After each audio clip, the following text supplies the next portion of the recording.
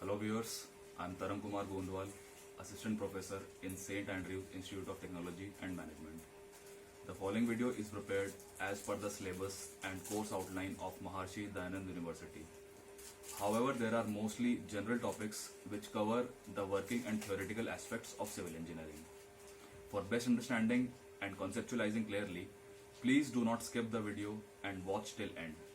At the end of the video and each topic and each section, we will be discussing about the related important questions, feasibility and working application. Let's start the video. Hello everyone, welcome back to the channel. In this lecture, we'll continue with the topic material testing and evaluation. So this subject is in 4th semester of civil engineering in Maharshi Dayanand University. And the topic of discussion would be various proportions of mix of cement and lime and their usages as per the requirements. So as you can see on the screen, the topic is selection of mortar mix proportion for various masonry works. So here is the nature of work and this is the type of mortar used. For construction work in waterlogged areas and exposed positions, construction work जहाँ पे पानी इकट्ठा होने की problem होती है और कुछ एक्सपोज पोर्शंस रहते हैं, जैसे कि जहाँ पे कंक्रीट वाटर में बहुत ज्यादा एक्सपोज रहता है, तो वहां पे सीमेंट और lime mortar of proportions 1:3, because lime being eminently hydraulic lime, और हाइड्रोलिक लाइम यूज करेंगे और मिक्स प्रोपोर्शन ऐसे में सीमेंट और लाइम का 1:3 का रहेगा, 1:3. Dam proof courses and cement concrete roads, अगर सीमेंट कंक्रीट रोड बनानी है या फिर डैम प्रूफिंग कोर्स करना है, डीपीसी बोलते हैं जिसको, फाउंडेशन पे हम करते हैं, सीलिंग में भी करते हैं डीपीसी, उस केस में cement mortar proportion 1:2. For general RCC work such as lintels, pillars, slabs, stairs etcetera. So जो जनरल आरसीसी वर्क होता है जैसे लेंटल, पिलर्स, कॉलम, स्लैब्स, इन सब के लिए cement mortar of proportion 1:3 is used and the concrete mix is 1:2:4, because this is RCC work. So we have also mentioned the concrete mix design. For construction of internal walls and surfaces of less importance, और अगर कोई non load bearing walls बनानी हो जो load ना bear करें, internal walls हो जिनकी इंपॉर्टेंस कम हो और एस्थेटिकली सिर्फ यूज होती हो, then lime cinder mortar in proportion 1:3 and sand is replaced by ashes और सिंडर. तो इस केस में सैंड को एश से रिप्लेस कर देते हैं. Next is mortar for laying fire bricks, जो रेगुलर ब्रिक्स होती हैं, फायर ब्रिक्स, अगर उनको उनके बीच में बॉन्ड बनाने के लिए मोर्टार क्रिएट करना है, then fire resistant mortar consisting of 1 part of aluminous cement to 2 parts of finely crushed powder of fire bricks. 1 part aluminous cement और 2 part finely crushed powder of fire bricks, इससे हम mortar create करेंगे. Next is partition walls and parapet walls. Partition wall और parapet wall के लिए cement mortar of proportion 1:3 or lime mortar of 1:1. Lime should be moderately hydraulic lime in this case. For plaster work, cement mortar of proportion 1:3 to 1:4 या फिर lime mortar of proportion 1:2 use किया जाएगा. 8th, pointing work. So for this, cement mortar of proportion 1:1 to 1:2 is used. Reinforced brick work, cement mortar proportion of 1:3 is used. For stone masonry with best varieties of stones, here lime mortar proportions of 1:2 and lime being eminently hydraulic lime, और hydraulic lime use करेंगे, eminently hydraulic lime, और lime proportion रहेगा 1:2 का. Stone masonry with ordinary stones, brickwork, foundations etcetera. तो stone masonry जिसमें सिर्फ हम ordinary stones use कर रहे हैं ब्रिकवर्क और फाउंडेशंस के लिए. So in that case, lime mortar of 1:2 or cement mortar of 1:6. Lime should be again eminently hydraulic lime or moderately hydraulic lime. Next is thin joints in brickwork. For this, lime mortar of 1:3 is used, and lime used here is fat lime.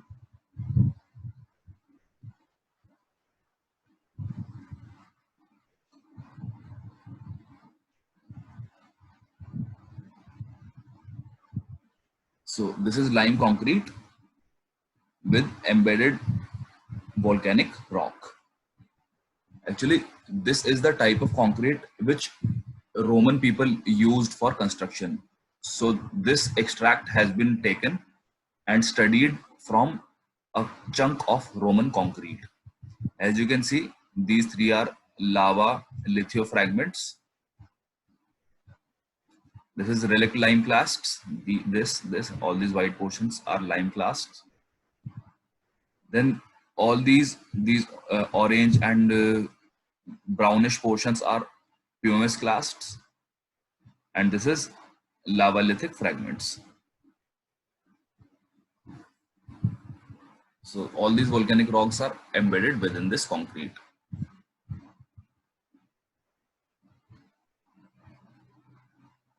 So you can pause the video and study it further. Moving to the next page. Now, the mixing guide.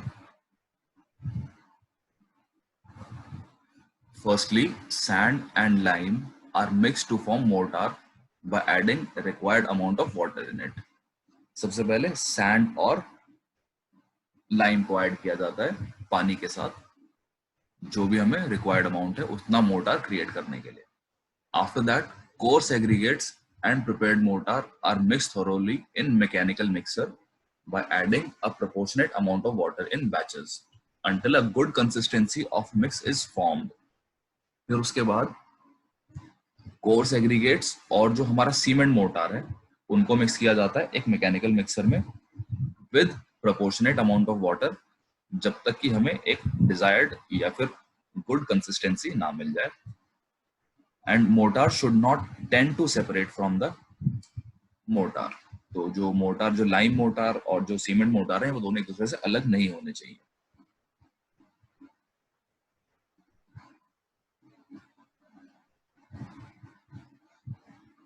So next is property of lime concrete.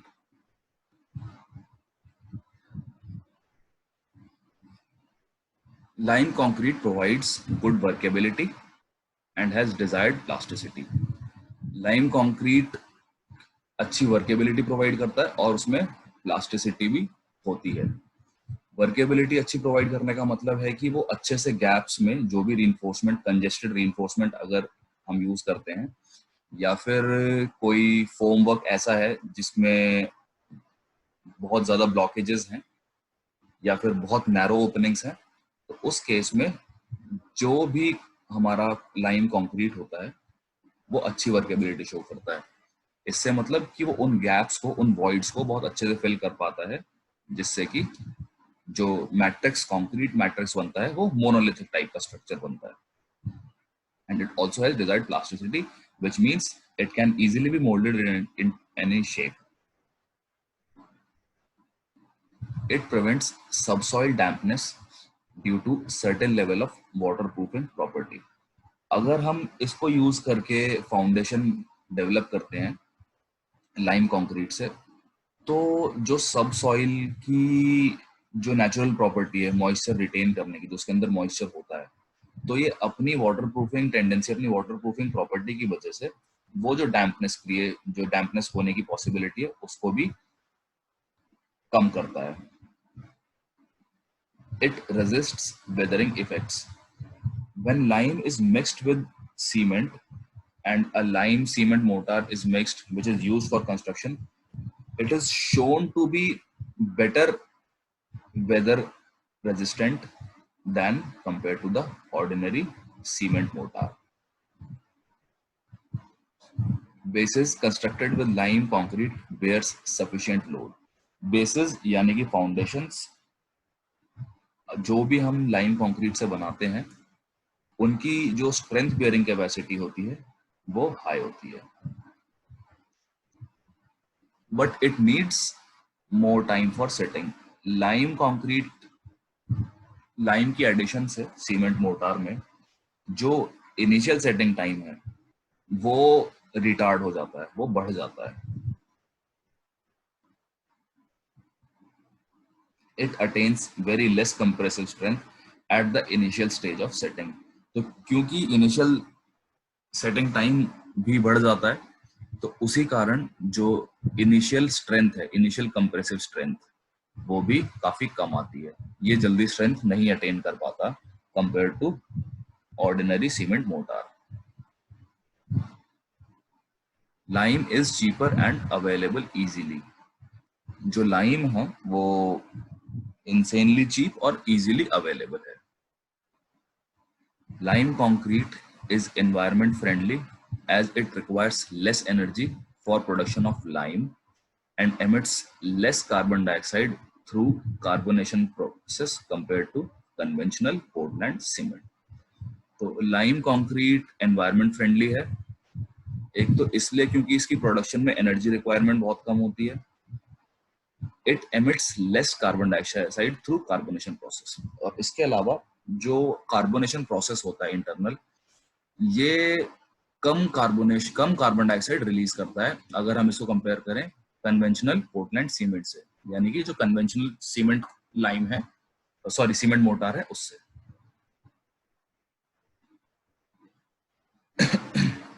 Next is carbonation. So what is carbonation? Lime mortar hardens by absorbing carbon dioxide when exposed to atmosphere to become calcium carbonate again.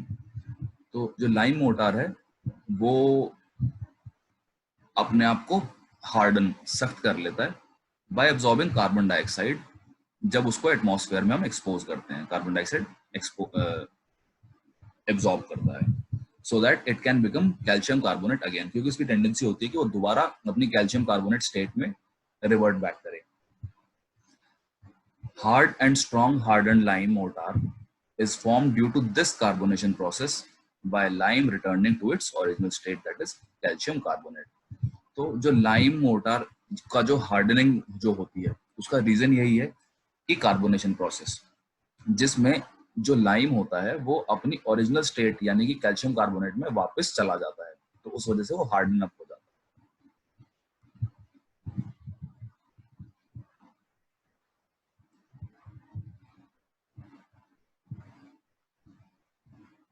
So next is lime concrete uses in construction.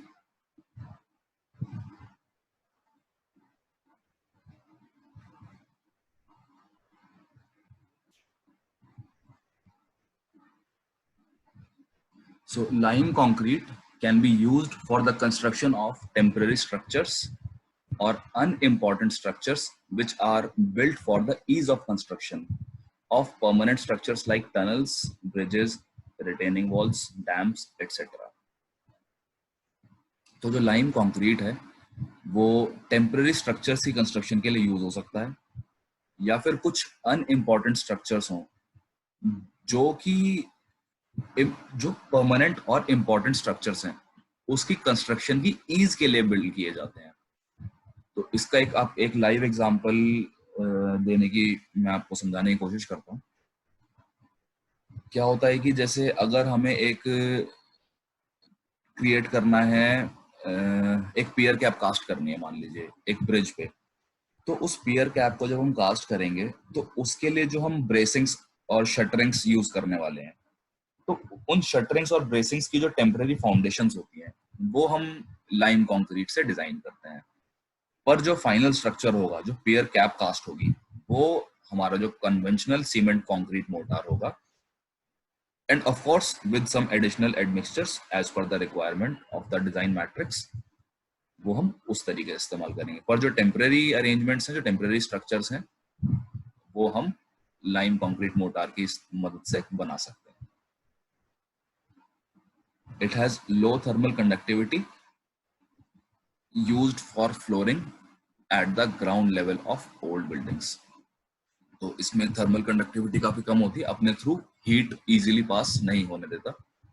And it is used for flooring at the ground level of old buildings. तो जो कुछ पुरानी buildings होती हैं उनके ground level पे flooring करने के लिए इसको इस्तेमाल किया जाता है, ताकि जो जो फर्श है, जो फ्लोर है, जमीन है, वो गर्म ना हो। Lime concrete mixed with an insulating material like light weight clay और pumice is used for flooring purpose. तो जो लाइम कंक्रीट को हम लाइट वेट क्ले से या फिर प्यूमिस स्टोन से ऐड मिक्स करते हैं, तो उस केस में हम इसको फ्लोरिंग मटेरियल की तरह, फ्लोरिंग पर्पस की तरह यूज कर सकते हैं। Masonry before the 20th century was done using lime concrete due to elasticity of the lime mortar, which allowed expansion or contraction of the walls without damaging masonry units. तो 20वीं सदी से 20th century से पहले जो masonry work था, जो भी masonry joints, masonry work था, वो लाइम कंक्रीट यूज करके ही बनाते थे, क्योंकि lime concrete is good in elasticity property. तो जिस वजह से टेम्परेचर राइज एंड फॉल में, अगर टेम्परेचर राइज होता है तो एक्सपेंशन होता है, टेम्परेचर फॉल होता है तो कॉन्ट्रैक्शन होता है। तो टेम्परेचर राइज फॉल की वजह से जो भी एक्सपेंशन और कॉन्ट्रैक्शन होता था, वो लाइम कंक्रीट अपनी इलास्टिसिटी की वजह से विदस्टैंड कर लेता था, जिससे कि हमारी मेसनरी यूनिट्स को कोई डैमेज नहीं होता था और इजीली वो स्टेबल रहता था और एनवायरनमेंट फ्रेंडली तो था ही।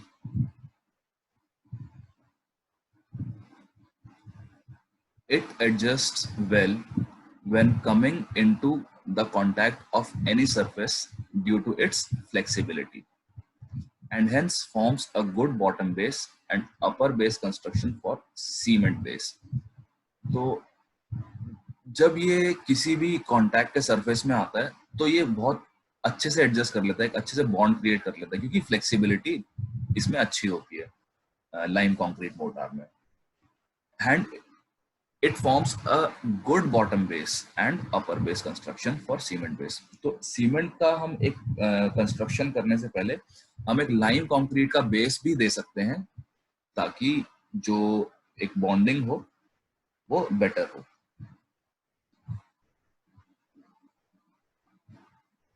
Next is foundation base of load bearing walls can be constructed using lime concrete.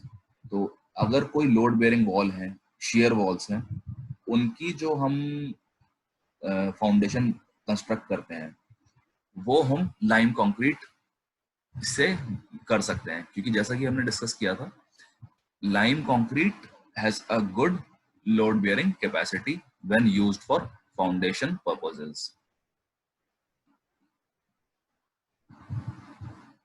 So you can see in the diagram that this is lime concrete used in ceiling. See, this bond, this plastering work, this construction, everything is done using lime concrete in the ceiling work.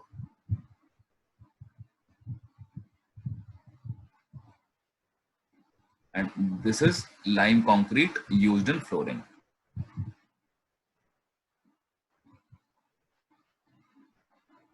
As you can see it here.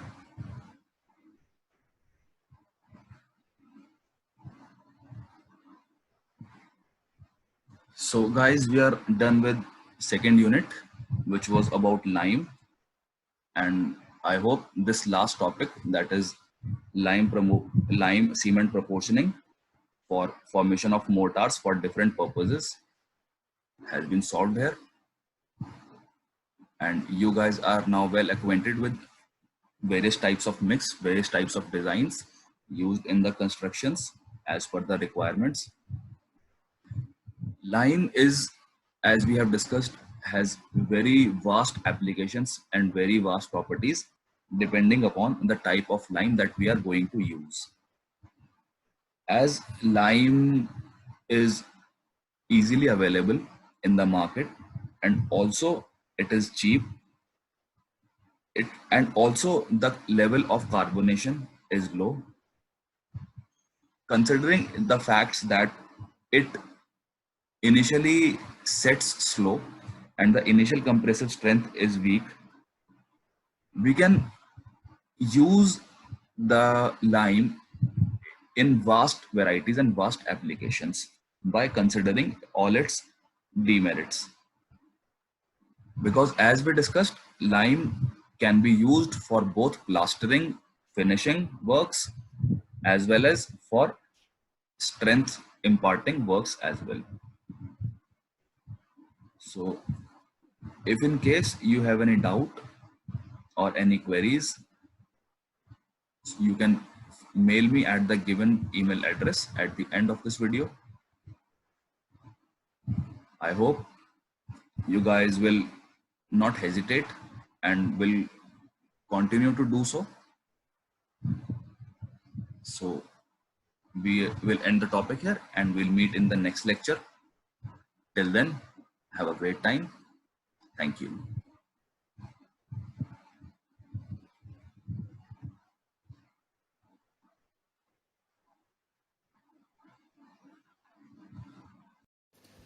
I hope you guys could understand and correlate the topics taught in today's session. If there is any query or subject matter issue, feel free to mail me at the given email ID. Live discussion sessions could also be used and arranged for solving doubts.